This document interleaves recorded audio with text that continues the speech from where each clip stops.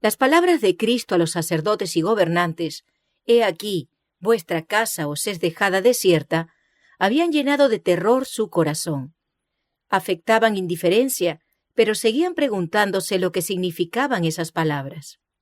Un peligro invisible parecía amenazarlos. ¿Podría ser que el magnífico templo que era la gloria de la nación iba a ser pronto un montón de ruinas? Los discípulos compartían ese presentimiento de mal y aguardaban ansiosamente alguna declaración más definida de parte de Jesús. Mientras salían con él del templo, llamaron su atención a la fortaleza y belleza del edificio. Las piedras del templo eran del mármol más puro, de perfecta blancura, y algunas de ellas de tamaño casi fabuloso. Una porción de la muralla había resistido el sitio del ejército de Nabucodonosor. En su perfecta obra de albañilería, parecía como una sólida piedra sacada entera de la cantera. Los discípulos no podían comprender cómo se podrían derribar esos sólidos muros. Al ser atraída la atención de Cristo a la magnificencia del templo, ¿cuáles no deben haber sido los pensamientos que guardó para sí aquel que había sido rechazado? El espectáculo que se le ofrecía era hermoso en verdad, pero dijo con tristeza: «Lo veo todo». Los edificios son de veras admirables. Me mostráis esas murallas como aparentemente indestructibles, pero escuchad mis palabras. Llegará el día en que no será dejada aquí piedra sobre piedra que no sea destruida. Las palabras de Cristo habían sido pronunciadas a oídos de gran número de personas, pero cuando Jesús estuvo solo, Pedro, Juan, Santiago y Andrés vinieron a él mientras estaba sentado en el monte de las Olivas. «Dinos», le dijeron, «¿cuándo serán estas cosas y qué señal habrá de tu venida y del fin del mundo?» En su contestación a los discípulos, Jesús no consideró por separado la destrucción de Jerusalén y el gran día de su venida. Mezcló la descripción de estos dos acontecimientos. Si hubiese revelado a sus discípulos los acontecimientos futuros como los contemplaba él, no habrían podido soportar la visión. Por misericordia hacia ellos, fusionó la descripción de las dos grandes crisis, dejando a los discípulos estudiar por sí mismos el significado. Cuando se refirió a la destrucción de Jerusalén, sus palabras proféticas llegaron más allá de este acontecimiento, hasta la conflagración final de aquel día en que el Señor se levantará de su lugar para castigar al mundo por su iniquidad, cuando la tierra revelará sus sangres y no encubrirá más sus muertos. Este discurso entero no fue dado solamente para los discípulos, sino también para aquellos que iban a vivir en medio de las últimas escenas de la historia de la tierra. Volviéndose a los discípulos, Cristo dijo: «Mirad que nadie os engañe, porque vendrán muchos en mi nombre diciendo: Yo soy el Cristo, y a muchos engañarán». Muchos falsos mesías iban a presentarse pretendiendo realizar milagros y declarando que el tiempo de la liberación de la nación judía había venido. Iban a engañar a muchos. Las palabras de Cristo se cumplieron. Entre su muerte y el sitio de Jerusalén aparecieron muchos falsos mesías. Pero esta amonestación fue dada también a los que viven en esta época del mundo. Los mismos engaños practicados antes de la destrucción de Jerusalén han sido practicados a través de los siglos y lo serán de nuevo. Y oiréis guerras y rumores de guerras. Mirad que no os turbéis, porque es menester que todo esto acontezca, mas aún no es el fin. Antes de la destrucción de Jerusalén, los hombres contendían por la supremacía. Se mataban emperadores. Se mataba también a los que se creían más cercanos al trono. Había guerras y rumores de guerras. Es menester que todo esto acontezca, dijo Cristo, mas aún no es el fin de la nación judía como tal. Porque se levantará nación contra nación y reino contra reino, y habrá pestilencias y hambres y terremotos por los lugares. y todas estas cosas principio de dolores. Cristo dijo: a medida que los rabinos vean estas señales, declararán que son los juicios de Dios sobre las naciones por mantener a su pueblo escogido en servidumbre. Declararán que estas señales son indicios del advenimiento del Mesías. No os engañéis, son el principio de sus juicios. El pueblo se miró a sí mismo. No se arrepintió ni se convirtió para que yo lo sanase. Las señales que ellos presenten como indicios de su liberación de la servidumbre os serán señales de su destrucción. Entonces os entregarán para ser afligidos y os matarán, y seréis aborrecidos de todas las gentes por causa de mi nombre. Y muchos entonces serán escandalizados, y se entregarán unos a otros, y unos a otros se aborrecerán. Todo esto lo sufrieron los cristianos. Hubo padres y madres que traicionaron a sus hijos, e hijos que traicionaron a sus padres. Amigos hubo que entregaron a sus amigos al Sanedrín. Los perseguidores cumplieron su propósito matando a Esteban, Santiago y otros cristianos. Mediante sus siervos, Dios dio al pueblo judío una última oportunidad de arrepentirse. Se manifestó por medio de sus testigos cuando se los arrestó, juzgó y encarceló. Sin embargo, sus jueces pronunciaron sobre ellos la sentencia de muerte. Eran hombres de quienes el mundo no era digno, y matándolos, los judíos crucificaban de nuevo al Hijo de Dios. Así sucederá nuevamente. Las autoridades harán leyes para restringir la libertad religiosa. Asumirán el derecho que pertenece a Dios solo. Pensarán que pueden forzar la conciencia que únicamente Dios debe regir. Aún ahora están comenzando, y continuarán esta obra hasta alcanzar el límite que no pueden pasar. Dios se interpondrá en favor de su pueblo leal, que observa sus mandamientos. En toda ocasión en que haya persecución, los que la presencian se deciden o en favor de Cristo o contra Él. Los que manifiestan simpatía por aquellos que son condenados injustamente, demuestran su afecto por Cristo.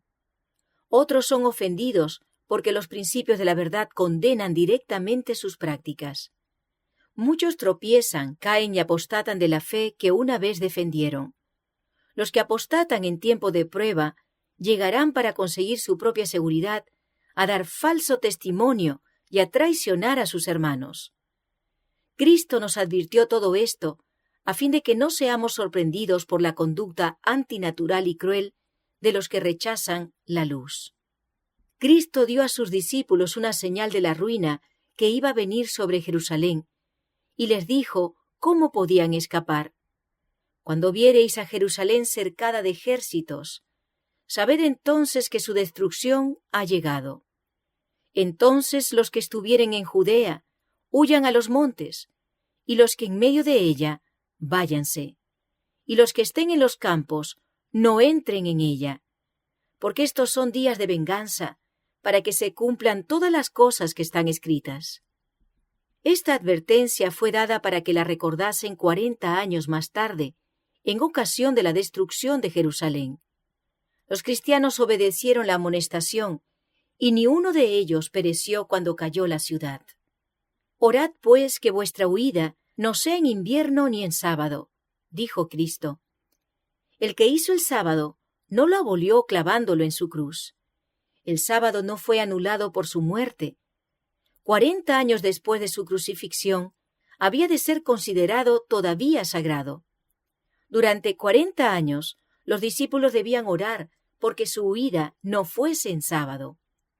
De la destrucción de Jerusalén, Cristo pasó rápidamente al acontecimiento mayor, el último eslabón de la cadena de la historia de esta tierra, la venida del Hijo de Dios en majestad y gloria. Entre estos dos acontecimientos estaban abiertos a la vista de Cristo largos siglos de tinieblas, siglos que para su iglesia estarían marcados con sangre, lágrimas y agonía. Los discípulos no podían entonces soportar la visión de estas escenas, y Jesús las pasó con una breve mención. Habrá entonces grande aflicción, dijo, cual no fue desde el principio del mundo hasta ahora, ni será. Y si aquellos días no fuesen acortados, ninguna carne sería salva, mas por causa de los escogidos, aquellos días serán acortados. Durante más de 1000 años iba a imperar contra los seguidores de Cristo una persecución como el mundo nunca la había conocido antes. Millones y millones de sus fieles testigos iban a ser muertos. Si Dios no hubiese extendido la mano para preservar a su pueblo, todos habrían perecido. Mas por causa de los escogidos, dijo, aquellos días serán acortados. Luego, en lenguaje inequívoco, nuestro Señor habla de su segunda venida y anuncia los peligros que iban a preceder a su advenimiento al mundo. Si alguno os dijere, he aquí está el Cristo, o allí, no creáis, porque se levantarán falsos cristos y falsos profetas, y darán señales grandes y prodigios, de tal manera que engañarán, si es posible, aún a los escogidos. He aquí os lo he dicho antes, así que si os dijeren, he aquí en el desierto está, no os salgáis. He aquí en las cámaras, no creáis. Porque como el relámpago que sale del oriente y se muestra hasta el occidente, así será también la venida del Hijo del Hombre. Una de las señales de la destrucción de Jerusalén que Cristo había anunciado era: muchos falsos profetas se levantarán y engañarán a muchos. Se levantaron falsos profetas que engañaron a la gente y llevaron a muchos al desierto. Magos y hechiceros que pretendían tener un poder milagroso arrastraron a la gente en pos de sí a las soledades montañosas. Pero esa profecía fue dada también para los últimos días. Se trataba de una señal del segundo advenimiento. Aún ahora hay falsos cristos y falsos profetas que muestran señales y prodigios para seducir a sus discípulos. ¿No oímos el clamor? He aquí, en el desierto está. ¿No han ido millares al desierto esperando hallar a Cristo? Y de los miles de reuniones donde los hombres profesan tener comunión con los espíritus desencarnados, ¿no se oye ahora la invitación, he aquí en las cámaras está? Tal es la pretensión que el espiritismo expresa. Pero, ¿qué dice Cristo? No creáis, porque como el relámpago que sale del oriente y se muestra hasta el occidente, así será también la venida del Hijo del Hombre. El Salvador dio señales de su venida, y aún más que eso, fijó el tiempo en que la primera de estas señales iba a aparecer. Y luego, después de la aflicción de aquellos días, el sol se oscurecerá, y la luna no dará su lumbre, y las estrellas caerán del cielo, y las virtudes de los cielos serán conmovidas. Y entonces se mostrará la señal del Hijo del Hombre en el cielo, y entonces lamentarán todas las tribus de la tierra, y verán al Hijo del Hombre que vendrá sobre las nubes del cielo, con grande poder y gloria.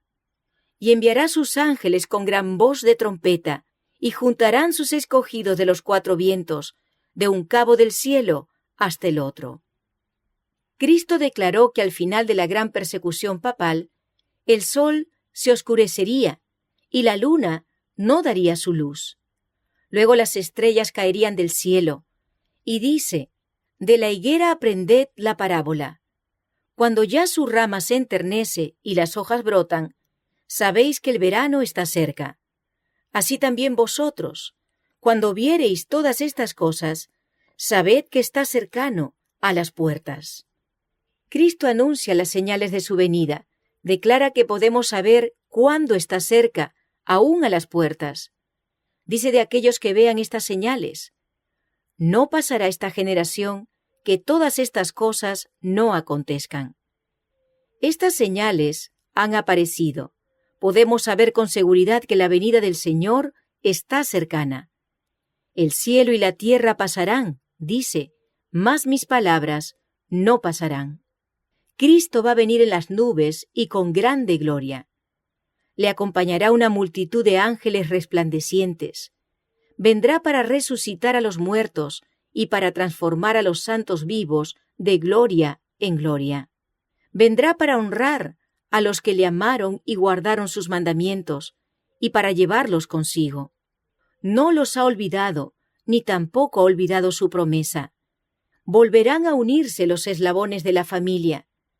Cuando miramos a nuestros muertos, podemos pensar en la mañana en que la trompeta de Dios resonará, cuando los muertos serán levantados sin corrupción, y nosotros seremos transformados. Aún un poco más, y veremos al Rey en su hermosura. Un poco más, y enjugará toda lágrima de nuestros ojos. Un poco más, y nos presentará delante de su gloria, irreprensibles, con grande alegría.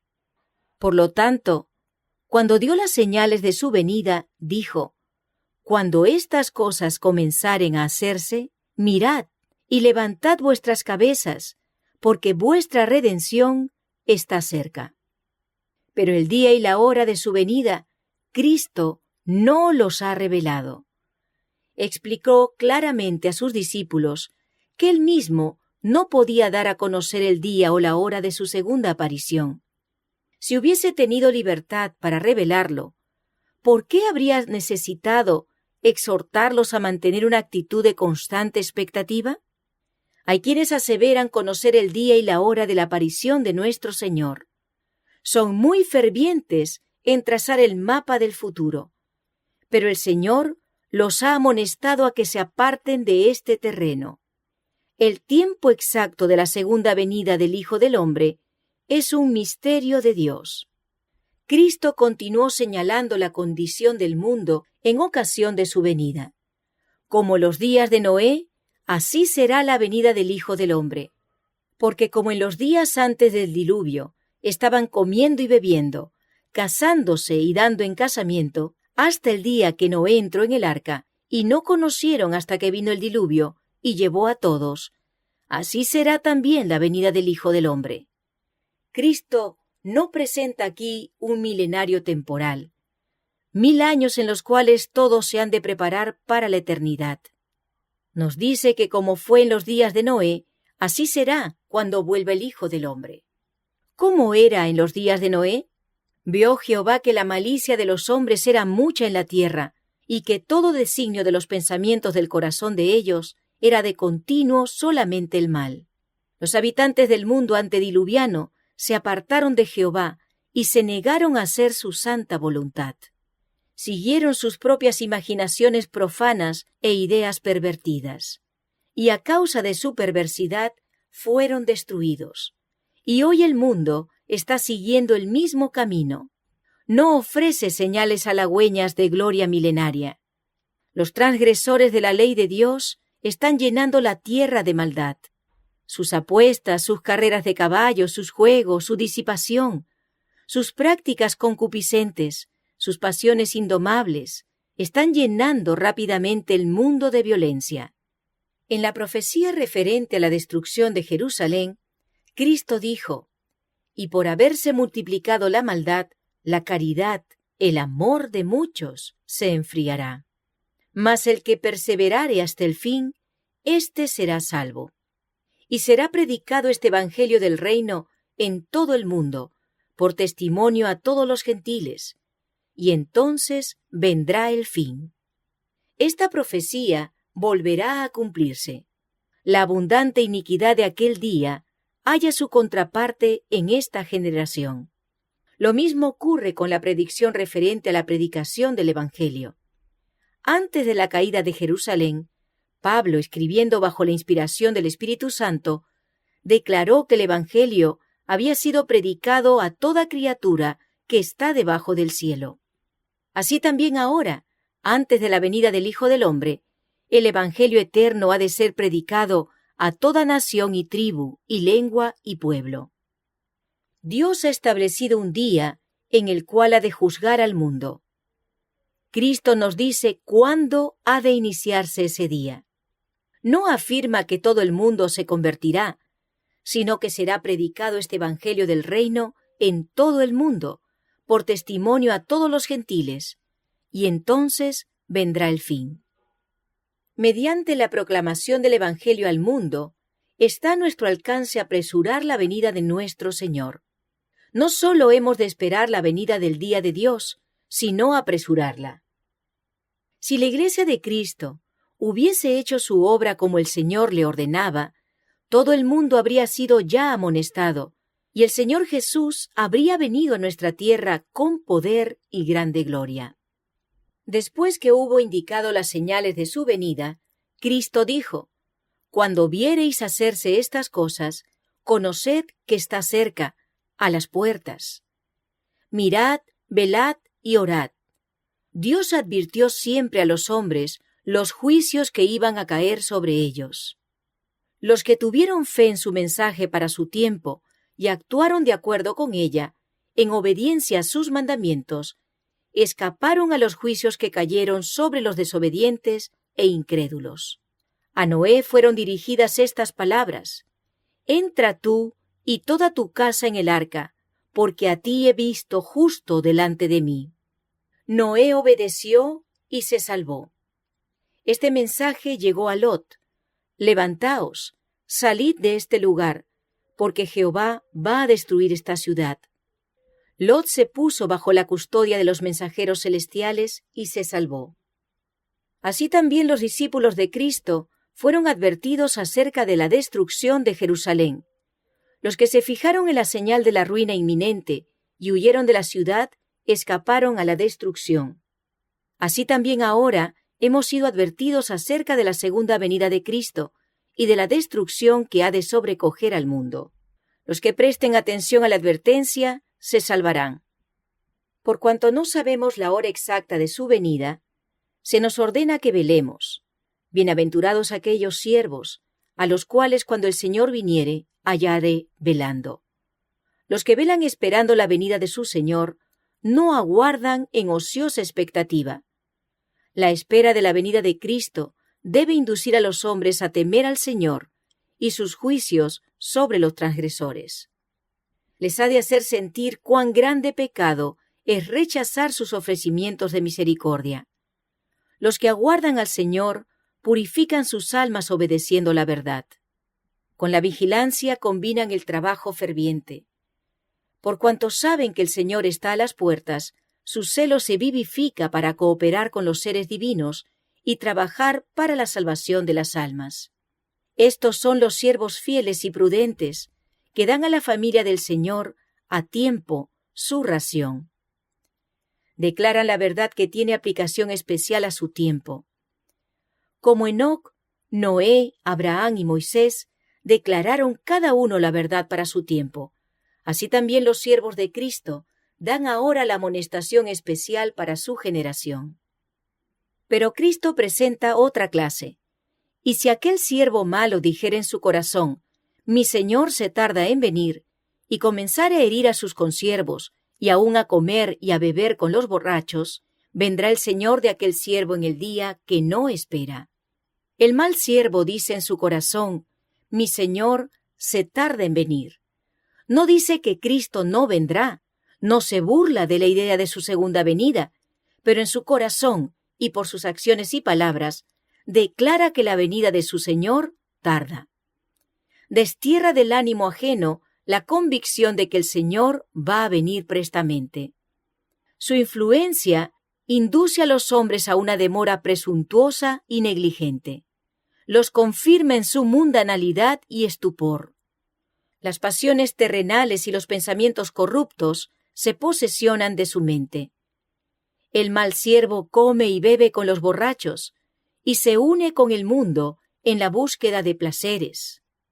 Hiere a sus consiervos, acusando y condenando a los que son fieles a su maestro.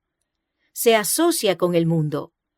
Siendo semejantes, participan juntos en la transgresión. Es una asimilación temible. Juntamente con el mundo queda entrampado. Se nos advierte: vendrá el Señor de aquel siervo a la hora que no sabe, y le cortará por medio, y pondrá su parte con los hipócritas. Y si no velares, vendré a ti como ladrón, y no sabrás en qué hora vendré a ti. El advenimiento de Cristo sorprenderá a los falsos maestros. Están diciendo paz y seguridad, como los sacerdotes y doctores antes de la caída de Jerusalén, esperan que la Iglesia disfrute de prosperidad terrenal y gloria. Interpretan las señales de los tiempos como indicios de esto. ¿Pero qué dice la palabra inspirada? Vendrá sobre ellos destrucción de repente. El día de Dios vendrá como ladrón sobre todos los que moran en la faz de la tierra, que hacen de este mundo su hogar. Viene para ellos como ladrón furtivo. El mundo lleno de orgías, de placeres impíos, está dormido en la seguridad carnal. Los hombres están postergando la venida del Señor. Se burlan de las amonestaciones. Orgullosamente se jactan diciendo: todas las cosas permanecen así como desde el principio. ¿Será el día de mañana como este, o mucho más excelente? Nos hundiremos aún más en el amor a los deleites. Pero Cristo dice: he aquí, yo vengo como ladrón. En el mismo tiempo en que el mundo pregunta con desprecio: ¿dónde está la promesa de su advenimiento?, se está cumpliendo las señales. Mientras claman paz y seguridad, se acerca la destrucción repentina. Cuando el escarnecedor, el que rechaza la verdad, se ha vuelto presuntuoso, cuando la rutina del trabajo en las diversas formas de ganar dinero se lleva a cabo sin consideración a los principios, cuando los estudiantes procuran ávidamente conocerlo todo menos la Biblia, Cristo viene como ladrón. En el mundo todo es agitación. Las señales de los tiempos son alarmantes. Los acontecimientos venideros proyectan ya sus sombras delante de sí. El Espíritu de Dios se está retirando de la tierra, y una calamidad sigue a otra por tierra y mar. Hay tempestades, terremotos, incendios, inundaciones, homicidios de toda magnitud. ¿Quién puede leer lo futuro? ¿Dónde hay seguridad? No hay seguridad en nada que sea humano o terrenal. Rápidamente los hombres se están colocando bajo la bandera que han escogido. Inquietos están aguardando y mirando los movimientos de sus caudillos. Hay quienes están aguardando, velando y trabajando por la aparición de nuestro Señor. Otra clase se está colocando bajo la dirección del primer gran apóstata. Pocos creen de todo corazón y alma que tenemos un infierno que rehuir y un cielo que ganar. La crisis se está acercando gradual y furtivamente a nosotros. El sol brilla en los cielos y recorre su órbita acostumbrada, y los cielos continúan declarando la gloria de Dios. Los hombres siguen comiendo y bebiendo, plantando y edificando, casándose y dándose en casamiento. Los negociantes siguen comprando y vendiendo. Los hombres siguen luchando unos con otros, contendiendo por el lugar más elevado. Los amadores de placeres siguen atestando los teatros, los hipódromos, los garitos de juego. Prevalece la más intensa excitación, y sin embargo, el tiempo de gracia está llegando rápidamente a su fin, y cada caso está por ser decidido para la eternidad. Satanás ve que su tiempo es corto. Ha puesto todos sus agentes a trabajar a fin de que los hombres sean engañados, seducidos, ocupados y hechizados hasta que haya terminado el tiempo de gracia y se haya cerrado para siempre la puerta de la misericordia. Solemnemente llegan hasta nosotros, a través de los siglos, las palabras amonestadoras de nuestro Señor desde el monte de las Olivas. Mirad por vosotros, que vuestros corazones no sean cargados de glotonería y embriaguez y de los cuidados de esta vida, y venga de repente sobre vosotros aquel día. Velad, pues, orando en todo tiempo, que seáis tenidos por dignos de evitar todas estas cosas que han de venir, y de estar en pie delante del Hijo del Hombre.